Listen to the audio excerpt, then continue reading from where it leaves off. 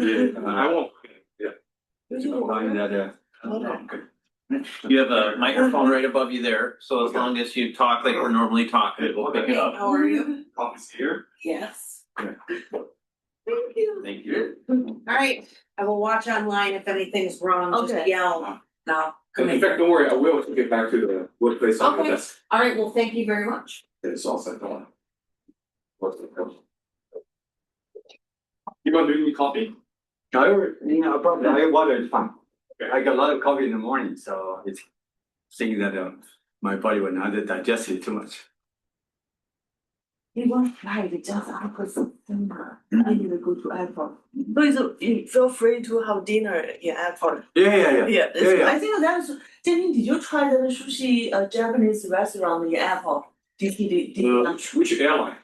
I'm United. United. Oh, so it's Oh, that's the other terminal. That's the other other terminal. Okay. Yeah, not the. I'll grab anything. I like it. It's fine. Don't worry about it. Yeah, the good Japanese restaurants in the Delta. the Delta terminal. Yeah. Oh, okay. I would just go to PF Chang. Yeah, PF Chang, the Delta terminal. Oh, okay. Last time was still true. PF Chang is good.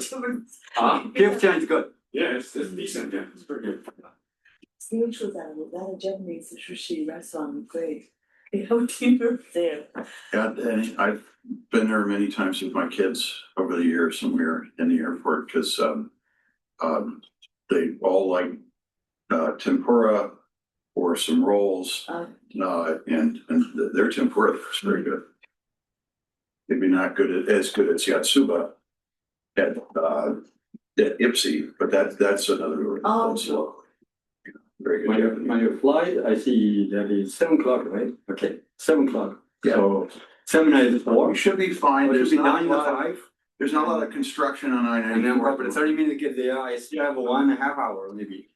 Okay, that should be. Buy something and bring the aircraft. It should be fine. The good thing is there's not a lot of traffic. Oh, what? Not a lot of traffic. Oh, okay. So you should, let's assume that you live here around 5, you should be there by 5:40. 5:40. Not like San Francisco. And there's not, And I don't have even the traffic in the airport is very light. I don't have any bag, right, to check in anyway, so It's great. Yeah. It's like a that's a very small thing. chili. Yeah, even within the airport, the traffic is light. Okay. Yeah, so. I think when do we start? I mean, that's 4. Let's give it, A few more minutes. yeah, let's give it a couple more minutes. Some students have come. I'm expecting some of my students to come, but they may not always think about how long it takes to walk from the auto lab to come over. Or some Zoom audience. And then, yeah, I see, I think it's Monty on there. Manny David. Did you visit the auto lab this morning? Yeah, I did. I did a lot of engine. That is the most of the engine I ever seen. Really? Yeah. Yeah, because the most feel like a smell is like a tradition. Yeah, it smells like fuel and oil over there. I welcome It does, it does. Now, Fred Bracco was long retired I when know. you joined. I know him, Right, but you didn't know him at least? Engine capacity. He was the first one developed this optical engine.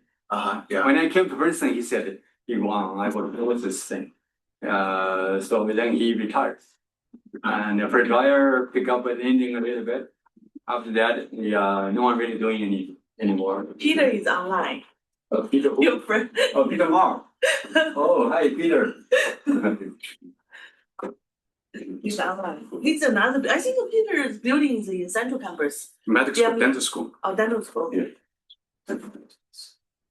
Yeah.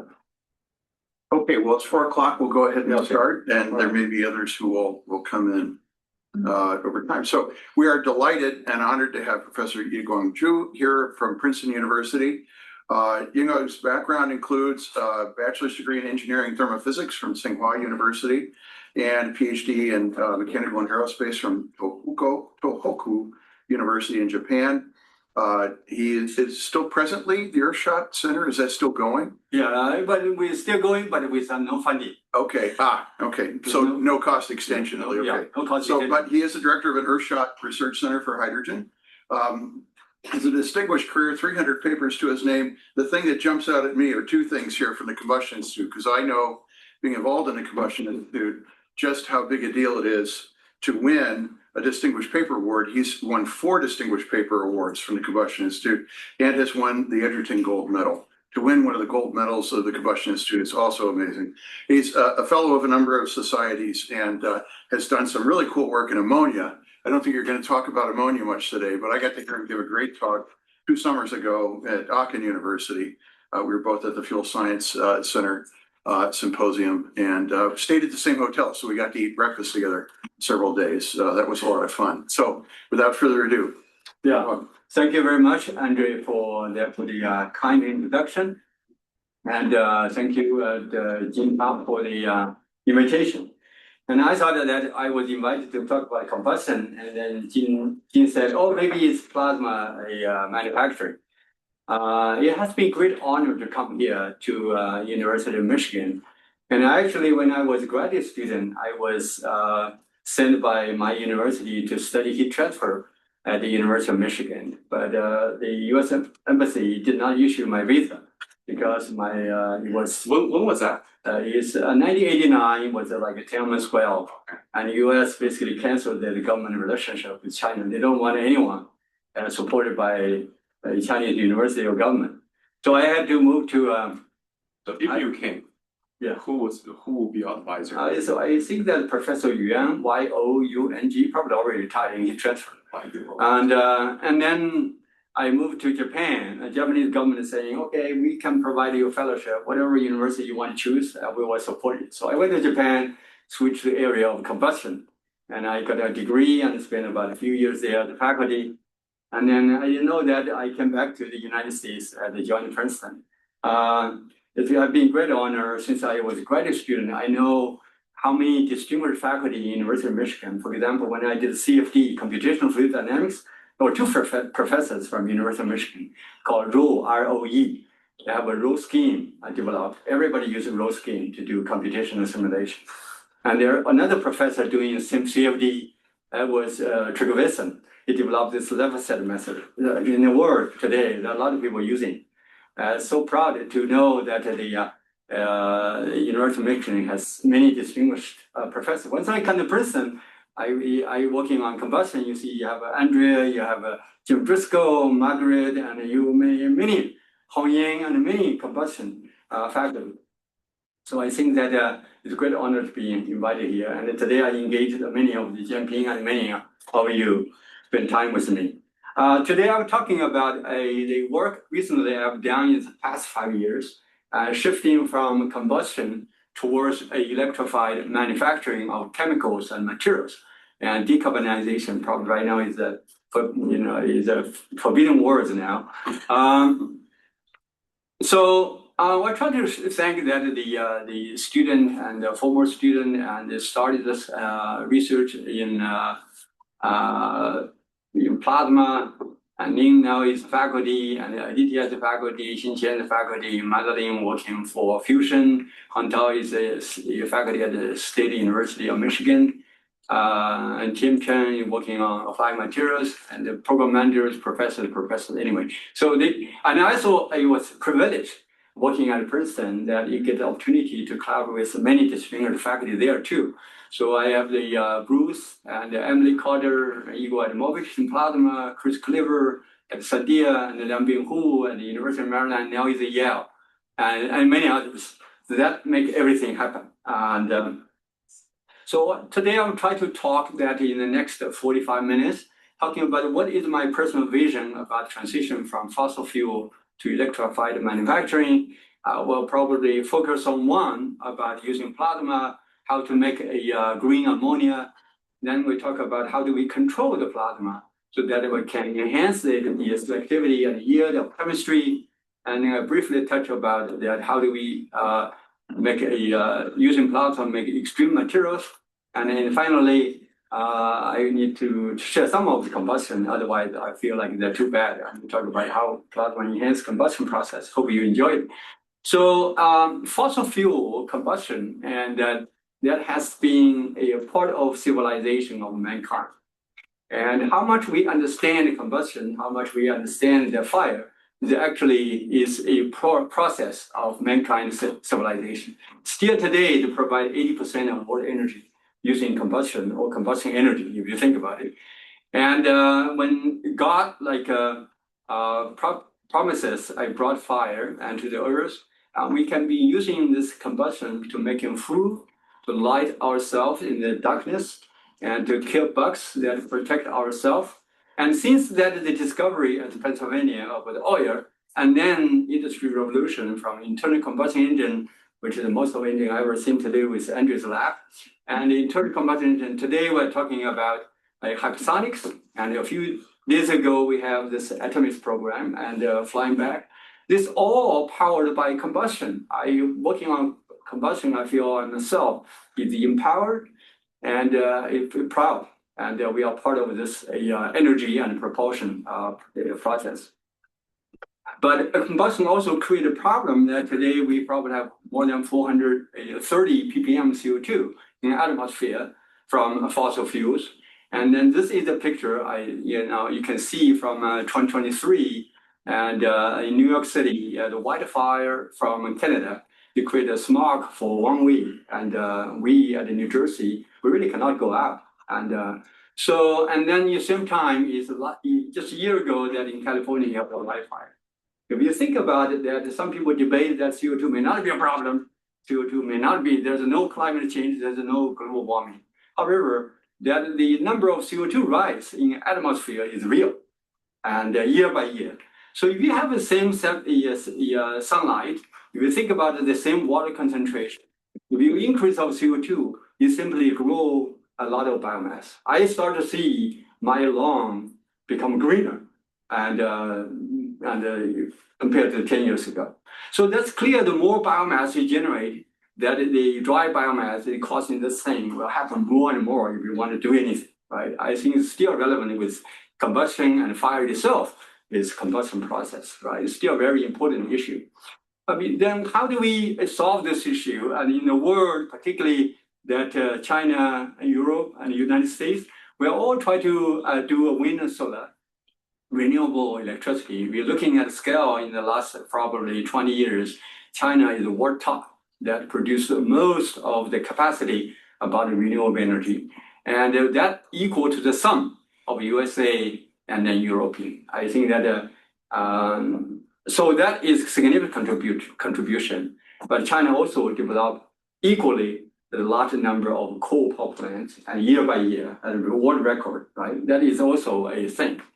And then if you're looking at the year in terms of this duck curve, and everybody in this room understand the California. So if you increase that, the renewable electricity, the fluctuation of renewables is going to be bigger and bigger, making it difficult to manage that grid. When I was in talk to Chinese colleagues, that they really don't want renewable electricity because it just interrupted that the grid.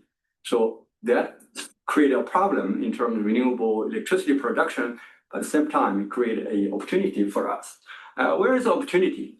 And so today that we are targeting our zero carbon energy, we have transitioned from fossil energy to electron energy, I always call is energy in the form of electrons.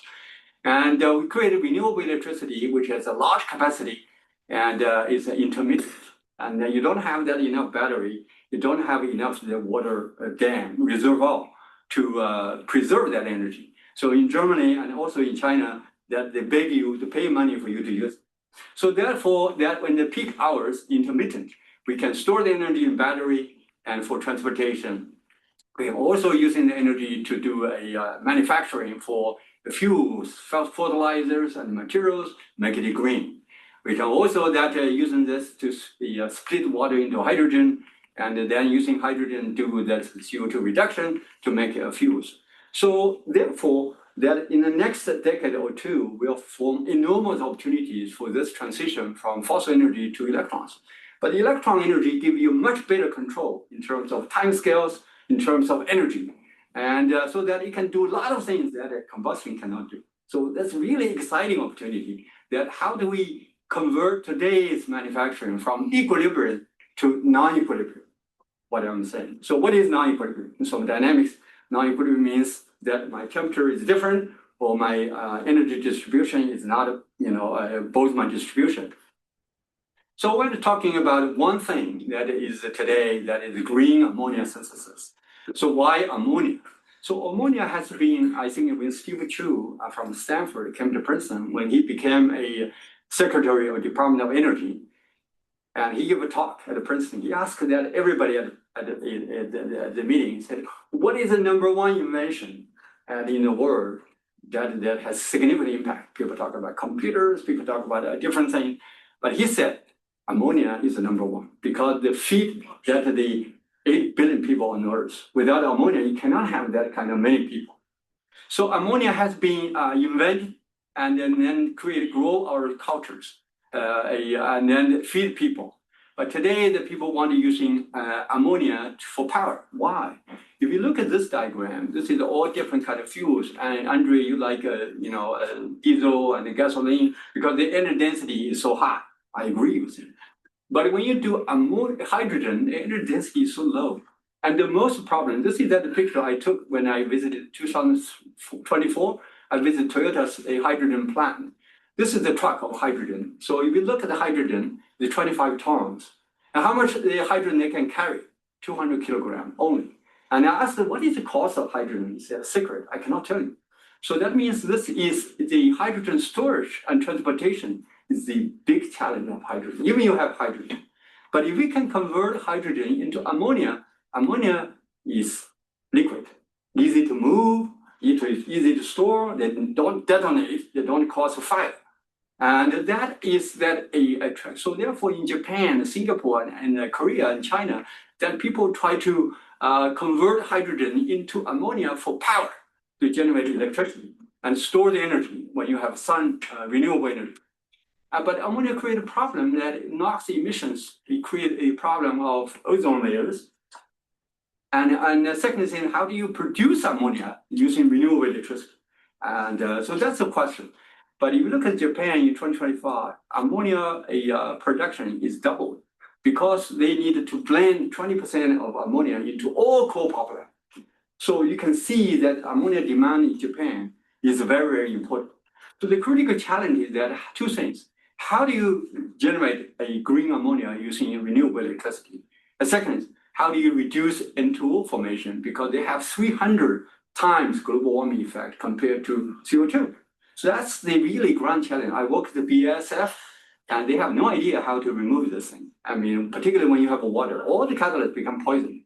If you have any invention to do this, you have a champion in the world, right? That's why I try to set a tone here.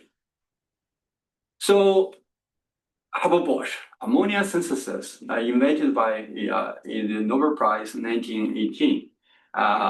So they invented ion catalyst to convert nitrogen and hydrogen to ammonia at a very high pressure because you look at this reaction, you need high pressure. And if you look at that nitrogen, to activate nitrogen is not easy, you need a high temperature. So therefore, Haber-Bosch process is efficient, but you need very high temperature, high pressure. So you only create a big plant, and the efficiency dramatically drop if you want to use renewable electricity for small ammonia production. So this reaction is nitrogen absorbed on the surface and dissociated into two nitrogen atoms. This is the rate limiting reactions in that Haber-Bosch process. So they are very highly energy and carbon intensive and only efficient and at 60% efficiency around at the large scale, right? For question. What do you mean by efficiency there? Is that the selectivity of the reaction or like energy? Energy efficiency. Energy efficiency. Yes. Yeah. Very high efficiency. Very hard to beat them when you have a large scale production. So what it means by catalysis, I try to say, I mean, some of you may do understand catalysis, some of you may don't. So if you look at that energy, and this looks at reaction coordinate, in gas phase, for example, we look at that nitrogen reaction with the hydrogen atom, they generate N atom. This energy, activation energy is somewhere here. And when you have a catalyst, the catalyst creates a molecular absorption on the surface. Sometimes they can reduce their energy. And at the same time, the catalyst provides a new reaction pathway due to the catalyst interaction with the molecules. So therefore, this catalysis reduces the activation barrier. So that is Haber-Bosch. Catalysis has three mechanisms. Number one, that molecules of nitrogen and hydrogen absorb on the surface, they dissociate into atoms. When the atoms recombine on the surface, they form a product. This is called a LH non-more Hinchwood mechanism. The second thing that is a nitrogen absorbed on the surface, and the hydrogen atom in the gas, that the nitrogen atoms here will react with hydrogen and form an NH and NH2, NH3, and eventually. This is called Elie-Riedel mechanism. And the third is that we call that a MVK mechanism. Is that you have a some kind of you have a vacancy that the nitrogen molecule come in, and then they react with a H atom like this, and they form ammonia and then go out. So this three mechanism is well established in catalysis in chemical engineering. And then how can we do better? So in this room, everybody knows thermodynamics. In thermodynamics, you have Van der Waals equations. That is that reaction coefficient is proportional to the product of the pressure normalized by the reaction of the pressure. So this is that concentration, this is that temperature. You give me a temperature, you give me a pressure, and the product is determined. It's because of the equilibrium. So therefore, Haber-Bosch, they governed by equilibrium catalysis. Sometimes that you have a good efficiency, sometimes it's a low efficiency, low selectivity. And how can you do better? So I wrote a proposal to DOE ERC. So you have an equilibrium. So that means governed by this Van der Waals equation. You give me a temperature, give me a pressure, I give you a product. But today, if the energy is in the form of electrons, you can manipulate the electrons in nanosecond and drive the electron temperature to 100 times higher than the gas temperature of combustion. So therefore, you can change the time scale and change the excitation of molecules. You can do something that you cannot do under combustion. That is non-equilibrium by manipulating electrons and ions, right? So therefore, I call this a non-equilibrium manufacturing. This is how I get this ERC center. This figure probably is the most important one. Sometimes that you don't need a great idea, just one figure from yourself. So at that time, I met Liang Binghu. I said, can we demonstrate this? And this is Liang Binghu. He's the inventor of this kind of carbon thin film. You can put electricity, drive the temperature high, and within probably 50, 100 milliseconds, and then cool it down by radiation and keep doing. I said, can you demonstrate this thing that showing that you ammonia synthesis will have more efficient if you have a non-equilibrium process. And this is the result, and he collected, and you can see this is a ammonia yield per gram of catalyst per hour. So this is that the Haber-Bosch, probably the ion catalyst somewhere here.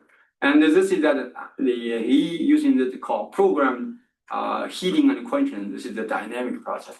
He said just using an ion catalyst, you can beat the best catalyst ever used, even lanthanide nitride by the Japanese guy who published a paper in Science. So that basically showing that by driving the non-equilibrium of just heating, electrical heating, you can do something you cannot do in equilibrium. So that is good. And I start to understand. Is the carbon fiber doing anything in the reaction, or is just an electrically conducting substance? I think mostly in this case, it's just like heating, is a resistor. There's a heating because carbon has a very high temperature and they don't melt, right? If you have metal, it just melt. And carbon, so they're just heating, not about catalysts. They have to load the catalyst on top. So at that time, after I worked with Liang Bing, I said, how can we drive far from equilibrium? Not just heating and quenching, right? So then I look at the plasma. So you have a lot of plasma. Flame is like a plasma. The loaded charge, like the fluorescent light bulb, is plasma. Arc is plasma. So many plasmas in the world. Laser is plasma too. And can we, using plasma, to do something we cannot do just using this kind of a carbon film heating? So plasma can be non-equilibrium. So plasma is the first state of the matter. It's partially ionized, neutral charged particles with non-equilibrium chemistry. So plasma is just like you have ions, negative ions, positive ions, and you have neutral molecules, you have electrons, and then all this together. But if you look at the plasma and using Newton mechanics, and you will say, okay, so acceleration of the velocity of electrons times the mass. This is the MA, F equal to MA. So F is what? Coulomb force, charge times electric magnetic. And then what is the loss? The momental loss due to collision of electrons with the molecules. So therefore, if you look at this, the electron energy is velocity. is proportional to that the electric field you put it there. And it is the inverse proportional to the collision. The collision depends on number density. So therefore, the electron energy will be simply a function of electric field and the number density or the pressure. Right? It's very simple. It's not much a deep science. But this is the electron temperature. And then you have a gas temperature, which is maybe different depending on the electric field. And you have vibrational temperature depending on the molecules, whether they relax. So this will give me at least two parameters, electron temperature, vibration temperature, that the combustion process does not provide so that I can manipulate something. So if you look at the chemistry, I hate chemistry because I was mechanical engineering. So, but when I graduated from Tohoku University for my PhD, I asked my advisor, can I just stop working on chemistry and in the future? Yeah. I don't like chemistry, but unfortunately it's not. So I came to Princeton. Luckily I talked to Professor Fred Dwyer. He taught me a lot about chemistry. Since then, I pick up, for example, in a plasma, you have electronically excited species, you have vibrationally excited species, you have active radicals, and plasma that they can do much shorter time than combustion and Joule heating can do. So that gives me two knobs, electron temperature and then vibration temperature. There could be more knobs to create this kind of a soup of active species so that I can do. So that is where I get so excited. So now I try to give you a summary of what is plasma. If you have an electric field, you have electrons and ions. That electrons will be accelerated because they are smaller mass. Within probably picosecond, they gain energy to 100,000 Kelvin or even higher. And that is the electron getting energy and become hot. When that electron, it will collide as a nanosecond with a molecule, they ionize it and electronically excited or vibrationally excited. So that process only takes less than 1 microsecond, everything will happen. So that vibrationally, electronically excited things will collide with the molecules and then create a lot of radicals and heating. They call fast heating. And that vibrationally excited species, vibrational bond, and then collide with other molecules, they become heat. This is called vibration, translation, or relaxation. If this process is very fast, all this kind of a non-equilibrium process become heat, and the plasma becomes like equilibrium, or the arc, the lightning you see. But if this process is slow, for example, at the low pressure, at a very fast discharge, and most of the molecules are vibrationally or electronically excited, then you are non-equilibrium. So therefore, depending on the rate, relaxation rate and excitation rate. So what I'm interested in most of that in this way, in the non-equilibrium. So that the vibrational temperature, electron temperature are different from the gas temperature. So that is a set of alternative. So catalysis, we come back. What is the role of plasma? I ask myself. Okay, the catalysis, we already know that it reduces energy. And so if this is the catalysis, and then you vibrationally excited the molecule, and then, okay, the mountain is same height, and then you reduce the height, but you still need energy to excite it. So it really does not really contribute much. What is the dream? The dream is that, okay, not only you excite the molecule, but at the same time, you can cut the mountain lower, then you can tunnel through. This is the reduced activation. This is a game changer. The question, does it happen? Right. So that is a paper published by Notre Dame by Bill Schneider. He published a paper in 2018 in the Nature Catalysis.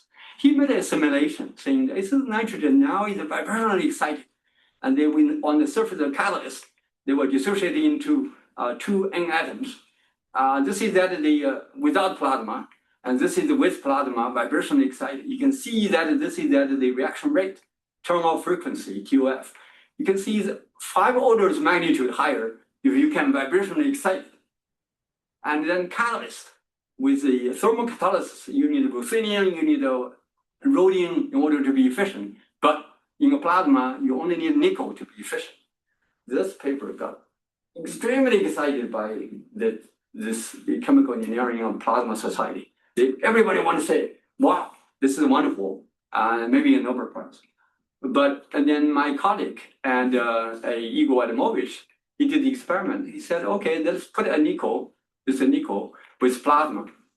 without nickel, I have plasma, and I can generate this much ammonia.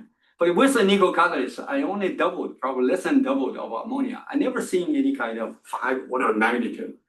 So yes, from here, the theory, the computation say yes, but here experiment say no. So this really is very depressing. So I looked at the diagram, and around 2020, I say, wow, this is not going to work, and this is something new, right? So I started. This is that the same group by Bill Schneider. He makes this kind of nitrogen plasma, and then with hydrogen, it is the neutron scattering at Oak Ridge National Lab you're talking about today. I try to see a lot of plasma generate dissociated nitrogen into nitrogen atom. The nitrogen atom stick on the surface and then react with hydrogen atom. This is a very typical Langmuir-Hinshelwood mechanism. See what I'm saying? There's nothing changed. If this is true, then there's no future of plasma catalysis. So I started asking myself, what is a game changer? Is there something we don't understand? So I started to say, are there any other new reaction pathways for ammonia plasma catalysis?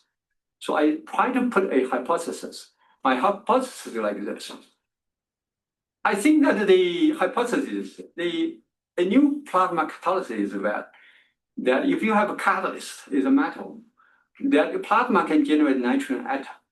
If the nitrogen atom and hydrogen atom can in situ transfer that the catalyst, metal catalyst into nitride, then you are completely change the catalyst from a metal catalyst to metal nitride catalyst in situ. So for example, if you have a nickel, you have a vacancy, your plasma generate N atom, this N atom come in, you form a nickel nitride. This nickel nitride will absorb that the nitrogen atom very efficiently to form ammonia. So the hypothesis is that okay, I have electrons collided with nitrogen and form a nitrogen atom, or vibrationally excited. This vibrationally excited molecules, they will stick into the vacancy is here on the surface of nickel and form a nickel nitrogen vibration complex. This complex eventually react with H atom, form ammonia, and this. So the question is that this is that we propose the plasma assisted MVK mechanism. So I asked I talked to Professor Bruce and my grad student. I say, can we prove in a room temperature plasma we form actually the catalyst, nickel catalyst become a nickel nitride or not? Right, that's the first step. So we did this experiment that we'll see. Okay, if you look at that binding XPS, binding energy, if you're looking at the nitrogen 1s using XPS, you sort of see that if your nitrogen to hydrogen ratio, if nitrogen is 0, and everything is hydrogen, you don't see any peaks. If you have 100% of nitrogen, you start to see the peaks at 398. That is nitride. If you add more hydrogen, and the more nitride is formed. This is a puzzle me. And nitride is formed. This is exciting. But adding more nitrogen to replace hydrogen, and more nitride is formed. And actually, that is agree with that nitride formation. People doing metal nitride in ammonia as references. So it's clearly showing one thing, that nitrogen plasma can transform nickel into nickel nitride. Second, that is hydrogen addition into nitrogen will help the nitridation, which is great for ammonia synthesis. And if you measure the nitrogen atom using a 2-photon laser-induced fluorescence, you start to see that within the gas phase, that your nitrogen atom continue to rise with that plasma frequency. But if you have a metal, and that nitrogen atom decrease, seems like that nitrogen go into nitridation. It seems to be consistent. So the paper just, I published on JPC letters, and so then we, at the same time, how do we prove? Question. So that was really interesting. The previous slide wherein you showed the effect of hydrogen in the nitridation signal, right? Yeah. Is that because hydrogen has an effect on the vacancies that you create on the surface? Because it's a nickel metal, you don't have a hydrogen vacancy. If you metal oxide, yes. No, hydrogen kind of is the hydrogen environment creating vacancies. You don't create much vacancy. If you have oxygen, metal oxide, I would say, if you have, for example, zirconium oxide, or hydrogen will create a vacancy. But here is a pure nickel. So hydrogen, what we did DFT calculation, what we find is that if you have single atoms, nitrogen atom on the surface, to form a nitride, is activation energy about 1.5 eV. If you have 3 more hydrogen atom on the surface, same time, your activation energy to form nitride is decreased dramatically. That's the reason, right? To help actually coordination of our nitrogen formation. Good question. How to prove that the hypothesis? So, and we after we thought about this, then I wrote a proposal with this Miao Fang and with Hui Xin, the electrochemistry, materials, quantum chemistry. I wrote a GCR proposal to NSF. But we put electrochemistry to split water into hydrogen ion. It can reduce the hydrogen ion into a proton. And on the other side, we were using plasma to create this nitrogen atoms and nitrogen vibration nitrogen. And we're using that the proposed mechanism because the tungsten oxide can help to reduce that the hydrogen evolution, suppress that the hydrogen production. And the tungsten oxide, it help to promote, this is what you're saying. When you have a hydrogen atom, you form that the promote the vacancy, and then you form a tungsten nitrogen oxide. It will probably will help you in efficiency. So this, we got a proposal to NSF. I think the proposal was well received, and then we get funding. So here's the result we can report to you. It is that if you have a tungsten oxide with a plasma, you form a tungsten nitrate oxide. And then you do electrochemistry, you can see that the ammonia yield is increased by 15 times. And as of time going on, the nitrogen nitride will disappear, and your efficiency goes back to tungsten oxide. You can see from this direction. And then your per day efficiency, this is all this literature published about that how efficient or per day efficiency with different catalysts. And here that the result, we got double the efficiency. So therefore, formation of a nitride catalyst, it play a dramatic role that can change the reaction pathways and improve the efficiency. We did this kind of an NMR study to see where the nitrogen comes from. It is come from the catalyst reactions. So that makes us very exciting. So we just submitted a proposal to the DOE Basic Energy Sciences, try to do this as well. So then Miao Fang helped to do this high resolution and STM. And you see this is that tungsten oxide hexagonal structures on the base. On the surface, you start to see very, very appropriate 1 nanometer layer about this kind of tungsten oxide nitride. So their mechanism is like this. When you have a vacancy of oxygen, the nitrogen come in, they form a nitrogen nitride, and this nitrogen will react with hydrogen, form ammonia, and you form a nitrogen on the lattices.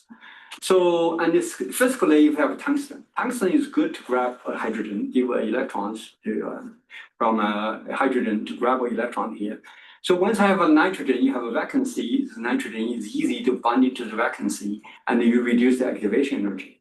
So if you think about that, you can see, okay, so I have a nitrogen that is bonded to the vacancy. I have a tungsten that create a hydrogen atom on the surface. And this hydrogen on the surface will migrate to the top of the nitrogen to form a ammonia and then leave. Once they leave, they form a nitride and atom. This atom continue to absorb hydrogen and form ammonia, and then leave, they form a vacancy. So this cycle keeps going, and then we'll create a new reaction pathway by plasma in situ form this called heterogeneous interfacial complex structures. I call it HIC. So this way, you will change a new mechanism of plasma catalysis. So this is what I presented at the American Chemistry Society 2 weeks ago about this. I feel excited to understand it, but we still need to prove in different materials. So I try to give you a flavor that how plasma can change the catalysis mechanism. And the next thing I do, because I'm a physicist, and I want to understand how we can control plasma. So I try to show you how do we control plasma. So you have an electrode and AC, pulsed plasma, whatever. We can put a materials. Many of you are materials people. We put a ferroelectric materials like PZT, lead, zirconium, titanium, or materials. When your plasma break down, the voltage here becomes very small. But all the water drop come to this PZT, ceramic material. Then you generate huge electric field that polarize that the PZT, you form a lot of charge on the surface. You can see this is the measured charge, the Q, with the alumina. You see that the PZT, you can see the surface charge has changed with pressure because the breakdown energy changed. So my question is that if I have a ferroelectric materials on the surface that can create a lot of surface charge, how does that change my plasma properties and then vibrational excitation and radicals? That is the question. So and this so then we did measurement about the E-fish and to measure electric field. You can see the green one, the blue one actually is the alumina. The yellow or red one is that the ferroelectric. You can see at the breakdown. And because the polarization of ferroelectric materials only takes about nanoseconds, the plasma development probably take a tens or 100 nanoseconds. So therefore, you have a higher polarization than plasma breakdown. So therefore, you generate an extreme electric field before the breakdown happens. Once it breaks down, almost everybody is the same. But the breakdown will make it be the electron number density. But more importantly, the interesting that if you cut off that the power, and for alumina, when you cut off the power, that the surface charge just goes to zero. But in the ferroelectric, because the polarization in the PZT is still going on, so this kind of surface charge continue to go decay. That take about 600 milliseconds to go to zero. So this gives us an enormous opportunity. For example, this is that the alumina just dying. This one keeps sustaining for a long time to control that afterglow of plasma to generate vibrational excitation. So then I try to analyze how much that the ferroelectric materials compared to alumina, and in terms of the H atom production, you can see with ferroelectrics in nitrogen and hydrogen, we get probably twice of nitrogen production compared to here. And hydrogen also, that is twice production of hydrogen. And what about vibrational molecules of nitrogen? So we're using a course, femtosecond laser. We probe that what is vibrational nitrogen of on the plasma. So here that's alumina. Here is a ferroelectric material. You can start to see that this is the wavelength. This is the vibrational excitation. You start to see vibration equal to 1, vibration equal to 2 start to populate. And more importantly, we measure the vibrational temperature. They are about 1,000 Kelvin molecular vibrating excited. But the gas temperature remains 350. So therefore, this is how you drive that the non-equilibrium, that the molecular vibrational temperature is much higher than the rotation, and the electron temperature is higher than the electron. So I understand we can control the plasma. By doing this, you can see the ammonia yield with alumina oxide compared to the ferroelectric. We have like a factor of 4 increasement about this ammonia yield with vibrational excitation and radical production by ferroelectrics. So if you're looking at the computational modeling, you start to see the hydrogen vibration and the nitrogen vibration. They all help to contribute to the NH and then NNH functional group formation to help. This is the mechanism, right? So I try to highlight to you that plasma catalysis is different. Second, that we have a way to control that the plasma chemistry. And then if you want to measure how much vibrational excitation of nitrogen molecule actually exists at the anode and the electrode and the cathode at a glow discharge of nitrogen, you start to see, you see that this is a different pressure. At a low pressure, you start to vibration level of 1, 2, 3, 4. When you increase the pressure, you start to do vibration level of 1, 2, 3, 4, 5, 6, 7 levels of vibrational excitation is existing. This is so interesting that even at the cathode, because you have a cathode layer is voltage drop is strong, you can have a more than the vibrational excitation. So therefore, now I can conclude you not only you can tune the chemistry, but also you can control the vibrational excitation with plasma. So that's very interesting. So what time do you have? I probably have 20 minutes. So let's say that I quickly highlight something that this is that when I have this result, that I'm being came to my office to show that his carbon field. They said if you can using that to the plasma, what happens? And then plasma, you can see that the plasma Sometimes it get very fat, volumetric. Sometimes very skinny, just like lightning. If you want to manufacturing, you want to be volumetric. And if you want to do ignite for engine, you want to be thin to create a high temperature. And if we do chemical processing, is engine, there are different things. If you want to make materials, you also want to be volumetric. How to make a plasma volumetric? And so plasma sometimes become volumetric, sometimes it contracted. You see that is lightning, something like this. And this different thing is called instability. And in plasma textbook, you will see that, okay, when you have electron number density is changing, high number electron number density means high conductivity. High conductivity means a lot of Joule heating. A lot of Joule heating means high temperature. When high temperature, number density is decreasing. When the number density is decreasing, the Newton equation will say, oh, my electron temperature will be higher. And then you can create this positive cycling of instability. How do we control this? So, and this is that experiment my student did with that if you have argon air, argon with oxygen, the plasma is very uniform. If you're adding a little bit of hydrogen into it, the plasma becomes non-uniform. You can see what is that. What is the deal? How does that the chemistry of fuel change my instability? It's no one give you answer. So I had a smart student from Tsinghua. I said, okay, do some kind of theoretical analysis. Tell me how the instability is developed. So here's the electric field as a function of conductivity. So this is the plasma chemistry, and this is that the fuel chemistry with omega is a reaction. This is that enthalpy. This is the vibrational excitation. This is vibrational excitation. This is convection. So if this thing is greater than 2, the plasma become unstable. So if we can manipulate this this either on the plasma chemistry or in terms of a vibration translational interaction, then we can control plasma instability. So so this is that the theory. This is computational modeling. You can see this is that the critical boundary, uniform plasma, and then unstable plasma. So this was published in 2021. So when I met Yiguang Ju, I said, okay, so maybe that he does this carbon fiber. If you look at the carbon fiber, that is about 10 microns in the tip. If you look at the electric field, it's proportional to the voltage divided by the R square. This is the spherical geometry. So therefore, the Debye length, it is how that the charge is perturbed by electric field. If this two is comparable to the Debye length, you can, every carbon fiber becomes like an antenna to shoot electrons. So you can generate a volumetric uniform plasma.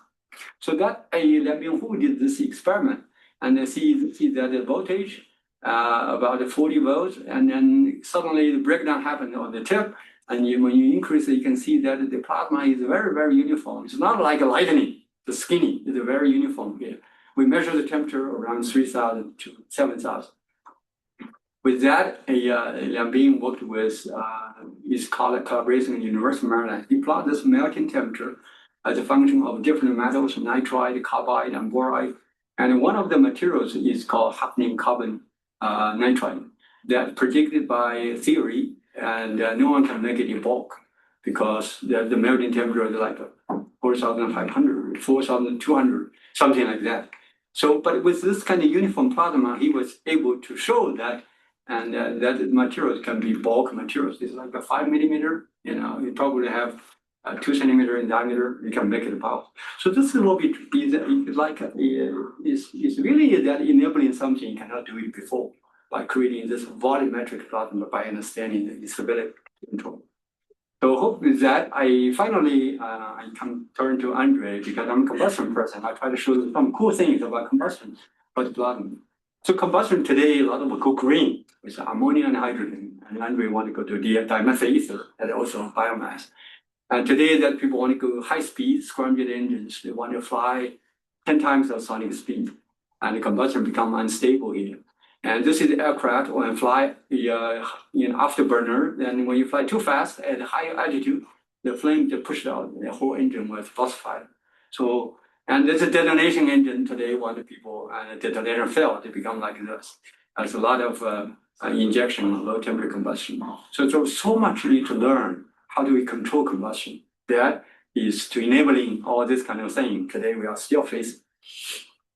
So I try to show you how plasma can do that. So I try to show you example. I try to show you, I come back to my talk. God brought fire to the earth that for civilization. So this is a picture, I Googled it, and I found that these artists saying that the fire has different colors. They have red, they have orange, they have yellow. They have 3 different colors. What does it mean? It's just like the imagination of the artist or the nature, there are 3 different kinds of flames. So God brought fire to the earth. How many fire they brought? Do you know? You don't know. I did not know. So until that, everybody knows this reaction. This is one of the Nobel Prize that won the Nobel Prize. Each atom reaction with oxygen generates 2 radicals. These are like fission reactions. This control all the fire. If this has to be if you look at the candle flame, celebrate your birthday, and you see this yellow region, that is the soot formed from the wax at above, let's say, 1200 Kelvin, the soot become radiated.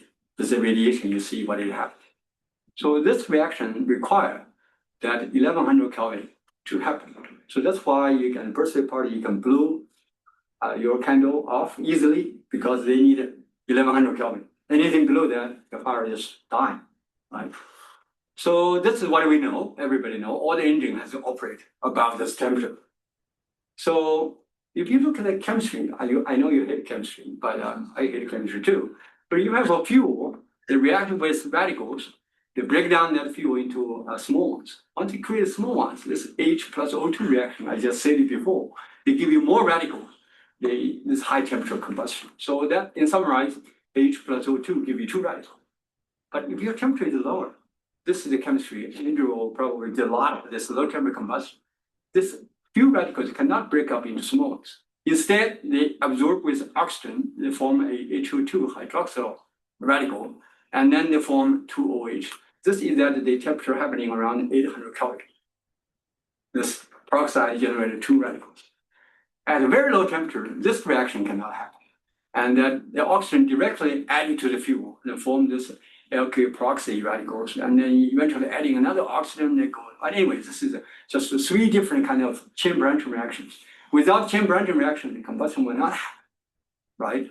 So when I look at this diagram, and this is well known in 1970s, I said, can plasma do magic, right? So that I said, okay, plasma can do magic, that plasma can generate electronic excitation, vibrational excitation. If this is true, I can see a very low temperature flames here on ground. People have not seen it before. So around, I remember it in 2013 at lunch table, I tell my postdoc, I say, Sang-Hee, he's a professor at the South Carolina. I said, I want to use in plasma to see whether I can see 2 different kind of flames. He said, no, Professor Chu, he waits for 6 months.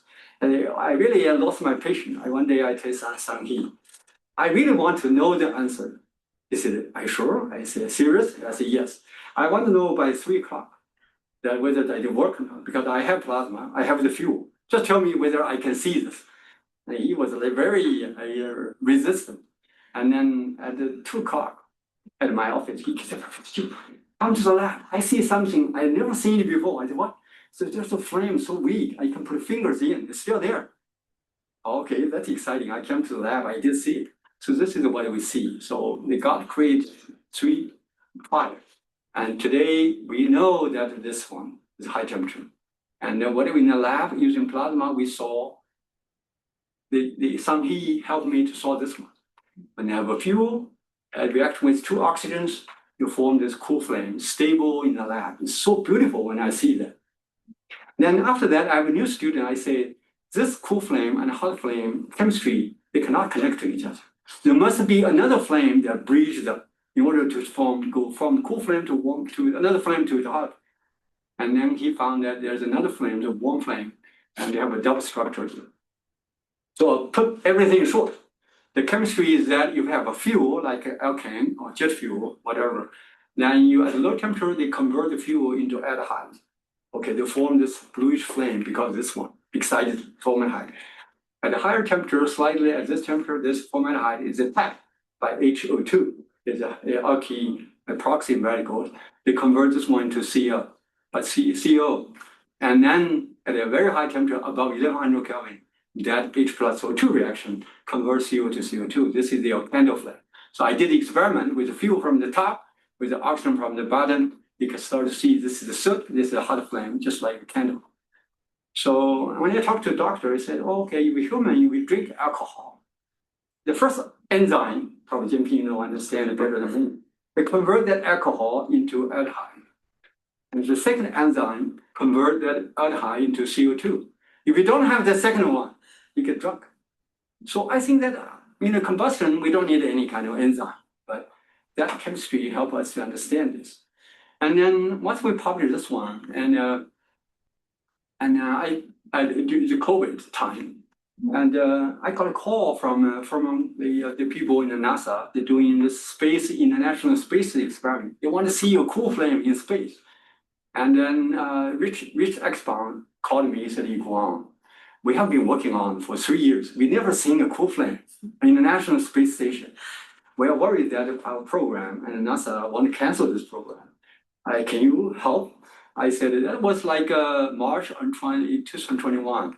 And then I cannot go anywhere. I at home. I had a Zoom meeting with him. I said, show me how he did the experiment. He showed me how he did the experiment. I said, you never can see a cool flame. You do experiment like that. Because the hot flame will be the equilibrium. You immediately go to hot flame without passing. So how about you do experiment like this? You may be able to see. In July, and NASA published the news, a cool flame, the spherical cool flame observed in the National Station. And they published a paper, published in Symposium, I put my name there. That's the co-author. I feel very honored that understanding something fundamental and help to prove that the same physics not only exists on Earth, but also in space. Hopefully we will be Mars in the moon in the future. We want to do civilization. So I want to make a conclusion. See, this is a detonation. So something with plasma, and this is with plasma. I can see with plasma, you can detonate much faster than it can be. And this is without plasma, with plasma. Anyway, I can control detonation and using plasmas. And so ExxonMobil really want to give me a lot of funding to say, I doing this kind of hydrogen burners. I really worry about detonation, so please, do this experiment. And Princeton said, ExxonMobil is a bad guy, dissociation from fossil fuel companies. So I lost my opportunity to create impact to society. It's really sad. I mean, so what I'm trying to say is that if I control that the chemistry using plasma or whatever engine like Andre is doing, then you really can do things that we cannot do it today by understanding the combustion better. So don't you want that the hypersonics airplane to fly safer and faster? Don't you want that we have a new engine running on detonation? Don't you want that the United States has a rockets that can fly 10 times our speed? You all want it. If you do, then you really want to understand combustion, particularly with green fuels. Thank you for your attention. I want to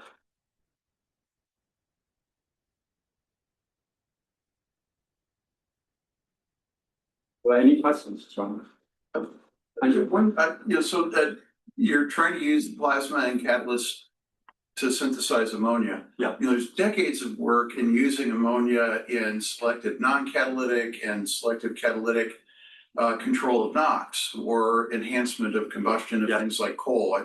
Long ago, when I was, I think, 2 years into my time at Penn State, they hired another guy, the last one to ever be hired in fuel science at Penn State, and that's what he wanted to do, was plasma-assisted NOx control in coal. And he couldn't find funding in it, and so he left academia and he went back to the Netherlands. Had a very successful career there.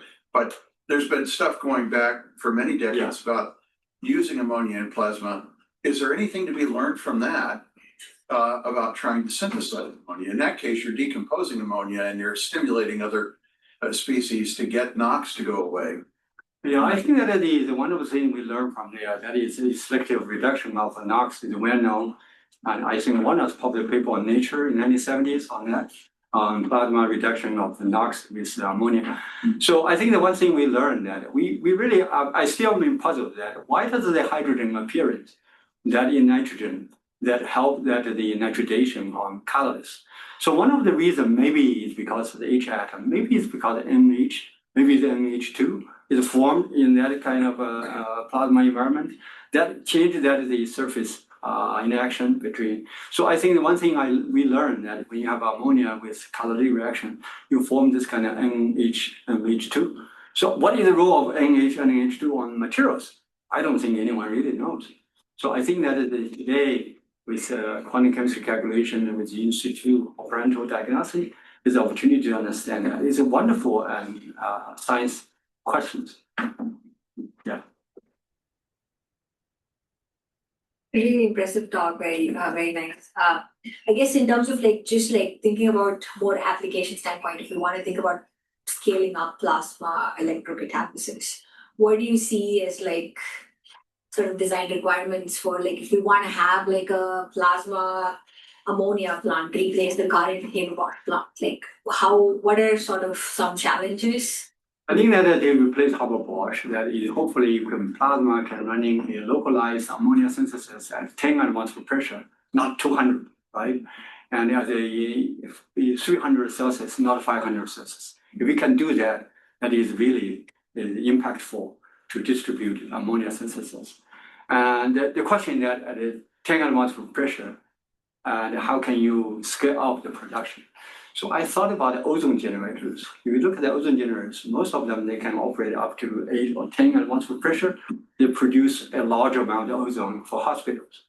If we can do that, can we do nitridation with this plasma? And then I will try to, I think that is hypothesis. The Japanese company called HI, they are very excited. They want to invest and they want to develop a demonstration program to demonstrate that we can do it at 5 atmospheres per pressure with this kind of in situ nitridation. So the project probably will start, maybe June, so in Japan. So I'm very excited to look at that opportunity. I'm talking about impact. Science, yeah, is great, but I want to see the impact. So that is something, it could be very challenging, but I think that there is a shot. We can pursue this. Yeah. Online speaker, online audience, if you have any question, you can unmute yourself. Are there any questions online? What I see right now that before we are a lot focusing on gas chemistry, and I was talking to Andrea today. I say that if people want to burn ammonia, so and then in ammonia flames, you stick a nickel into the burning gas, you will find that the nickel surface form a 10 micron thickness of nickel nitrate. So ammonia itself is very effective to form nitrate itself. So if we can synthesize ammonia, can you pulse that kind of ammonia into a very short time scale to form a nitridation and then do the catalysis again? I thought that there might be something we can learn, but how that nitridation is formed in ammonia, plasma ammonia, that's a very good scientific question. Yeah. There's some literature that looks at metal oxide nitridation. Yeah. Kind of similar to like Yeah. tungsten oxide. Yeah. And looking at thermochemical pathways to do Yeah. that as a mechanism. Again, they go to very high temperatures. That's what I'm It's a saying. driving force. We are room temperature. You know, I think that is a lot of things we can learn from materials before. And then our experience in mechanics, we can probe this thing very fast on the surface. We can control plasmas in chemistry and gas phase. But I'm trying to learn that the catalysis of materials a little bit. if I can ask one more question. I think one of the persistent challenges for electrocatalysis community is that the OPEX, the operating costs of reactors, which is like driven by electricity costs, is actually really high. It can be as much as an order of magnitude higher than just CapEx. Yeah. So what is your take on that? I would say that for any kind of green fuel, you have to assume that electricity is almost free. And if it's not, it's going to be difficult. And particularly because produced hydrogen is extremely expensive, right? Electrolysis. So I think that everybody green, you have a dream for the green energy, but you have to drive down electricity costs. That's what China was so smart, that they do renewable electricity. At the same time, they build a lot of coal power plant and nuclear power plants. They drive the electricity down so that the EVs populate. United States, unfortunately, they made a mistake. They want only green energy, and you drive that electricity cost very high, and then you drive everything high. You cannot do anything, right? When the electricity high, electric vehicle, no one want to buy it. Today in China, more than 50% of people buy new cars is EVs. Because of what? Because the electricity cost is low, right? I think that I asked the same question to the secretary of UE. I said, look, in China, they're doing two hands. One is idea, renewable energy. The other one is practical, so that they can lower the electricity, get that transformative change of our EVs. Then they dominate the market. And then United States, we only hydrogen. Then we actually pay the money to support China to do this kind of technology, isn't it? And you basically say, oh, that we United States, we're a great country, we want to do the best we could. That's okay, but I mean that electricity has to be cheap in order for green energy to happen, particularly with data centers today. If everybody wanted to do hydrogen, oh my God, so what is the dead bit? Every dead bit is energy, right? You better to drive that thing down. All right, so thank you very much for the attention. I really enjoyed my visit.